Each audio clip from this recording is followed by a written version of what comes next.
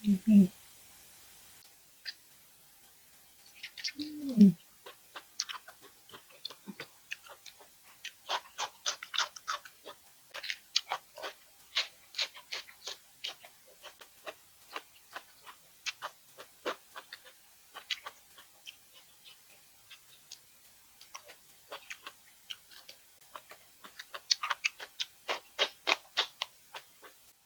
រាបសួរបងប្អូនទាំងអស់គ្នា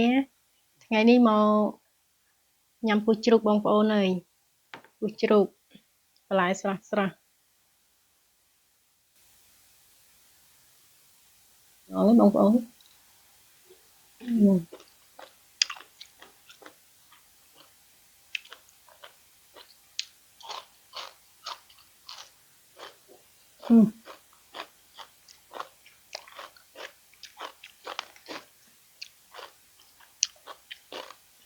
បន្លែនឹងស្រួយបងប្អូនណា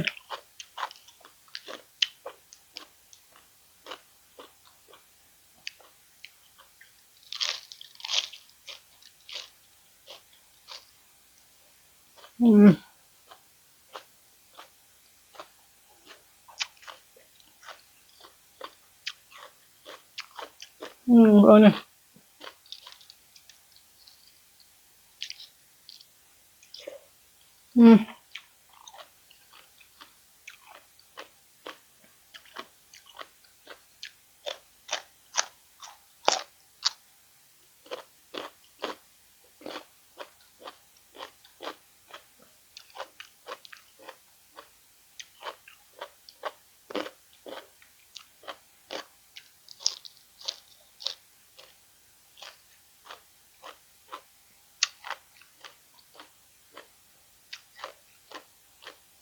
គៀបបងប្អូនណាហើយ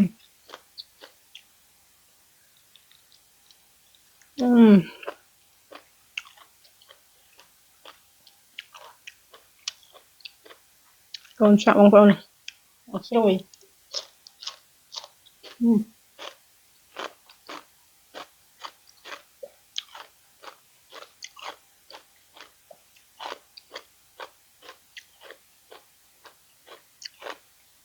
គឺគ្រប់មុខបងប្អូន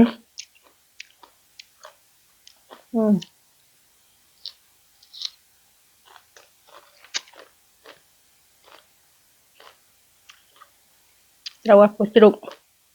ជាមួយជ័យគ្រប់មុខ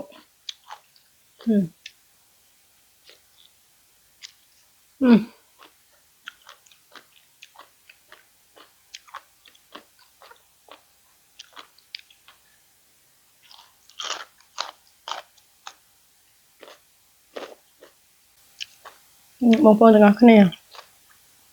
ដើរផ្សារឃើញម្ទេសតំណងឃើញគេហូបតំណងឥឡូវទិញយកមកដែរអ្នកសា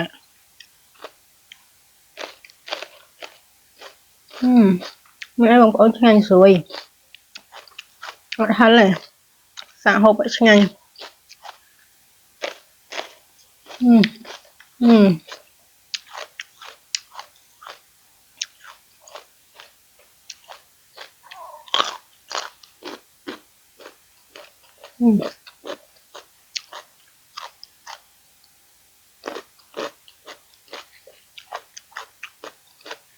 ជ័យគ្រប់មុខ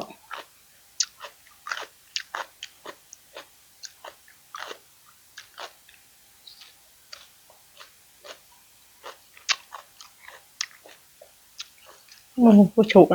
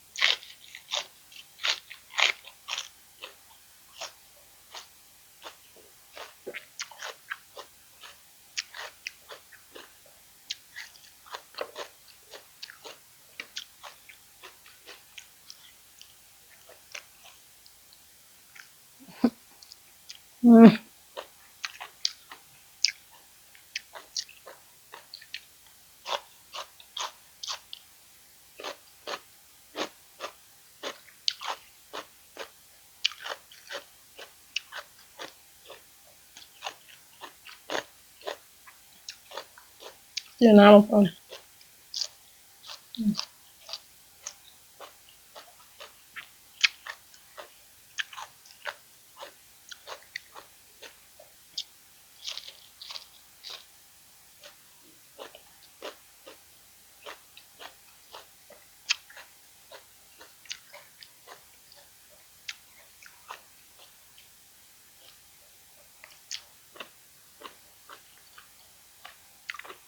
Bốn.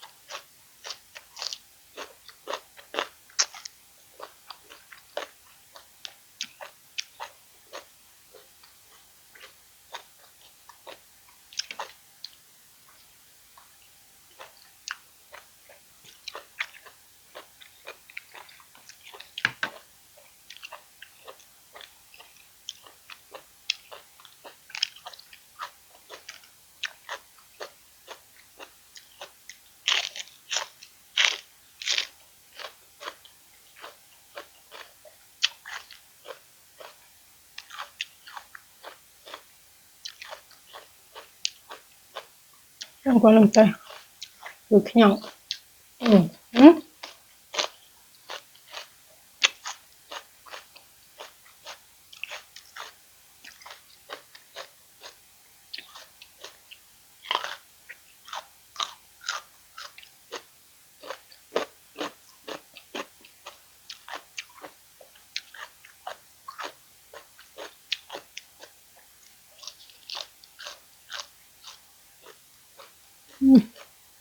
Đâu nha. Cho nên khi mà chi cũng một người.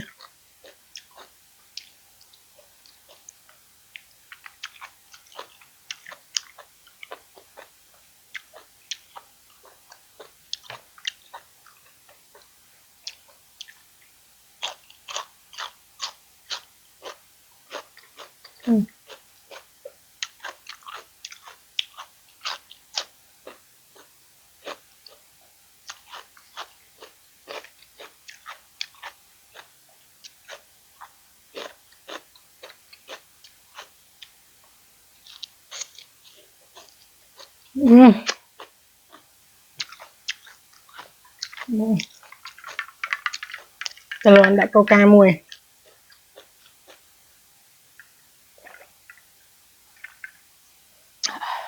Ôi chết bông bông này.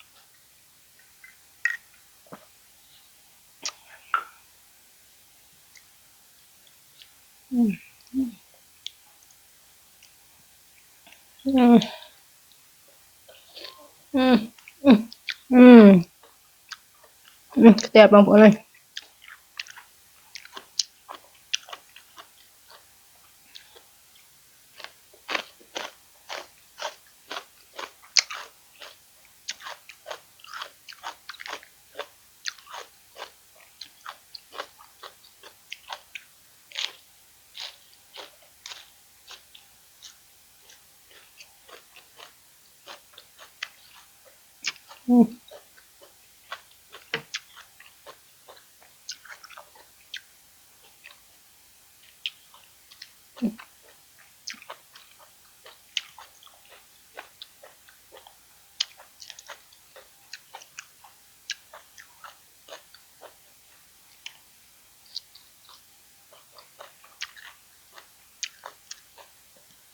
Vâng.